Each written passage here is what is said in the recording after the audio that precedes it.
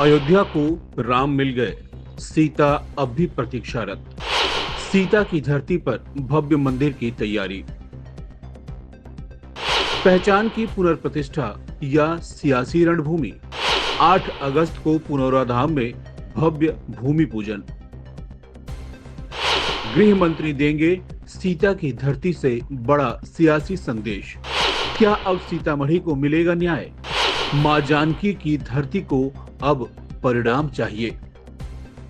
अयोध्या को राम मिल गए, लेकिन सीतामढ़ी अब भी सीता माता को ढूंढ रहा है।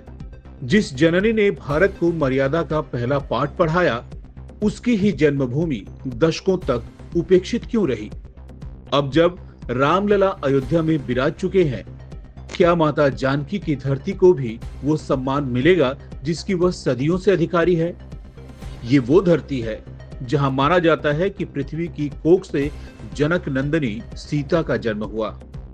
मिथिला की माटी जिसने त्याग, शौर्य और आदर्श को जन्म दिया, वह खुद विकास और पहचान के लिए वर्षों से तरसती रही। लेकिन अब तस्वीर बदलने जा रही है। केंद्र में भाजपा और राज्य में भाजपा नीतीश सरकार सीतामढ़ी को अयोध्या की तर्ज पर भव्य धार्मिक व सांस्कृतिक केंद्र बनाने की तैयारी में है।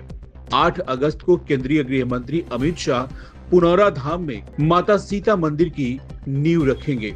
इससे पूर्व इस महत्वपूर्ण धार्मिक स्थल का दौरा करते हुए बिहार के मुख्यमंत्री नीतीश कुमार ने मंदिर परिसर का बारीकी से निरीक्षण किया और आगामी 8 अगस्त को प्रस्तावित भूमि पूजन कार्यक्रम को लेकर अधिकारियों को आवश्यक दिशा निर्देश भी दिए। इससे न सिर्फ धार्मिक आयोजन बल्कि चुनावी रणभेरी भी माना जा रहा है। राजनीति के जानकार इसे सीतामढ़ी की 8 विधानसभा सीटें और उत्तर बिहार में कमल खिलाने की रणनीति मान रहे हैं। लेकिन सवाल ये भी है, क्या ये सिर्फ एक और चुनावी आयोजन है या सीता माता की धरती को उसकी खोई हुई पहचान वापस दिलाने की गंभीर कोशिश? कारण कि हर बार वादा होता है, पर सीता माता की माटी अब भी अपने भाग्य के इंतजार में है। दूसरी तरफ सीतामढ़ी की राजनीति जटिल है। यहाँ मुस्लिम, यादव और सवर्ण वोट बैंक चुनाव को त्रिकोणीय बना देते हैं। भाजपा, राजद और कांग्रेस सभी अपनी अपनी चालें चल रही हैं, लेकिन जनता अब काम चाहती है, केवल वादा नहीं। राजनीतिक दृष्टिकोण से देखें तो सीतामढ़ी विधानसभा क्षेत्र की सीट बहुदलीय प्रतिस्पर्धा का केंद्र रही है। 1995 से अब तक भाजपा ने इस सीट पर 5 बार जीत दर्ज की है। राजद ने 2000 और 2015 में सफलता हासिल की।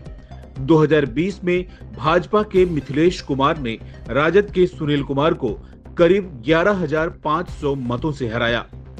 हालांकि कोई भी पार्टी इस सीट को पूरी तरह से सेफ सीट नहीं मान सकती।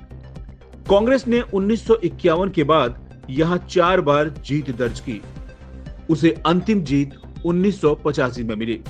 सोशलिस्ट पार्टी 2 बार, सीपीआई 1, जनता दल 1, राजद 2 और बीजेपी लगभग 6 बार जीत दर्ज कर चुकी है।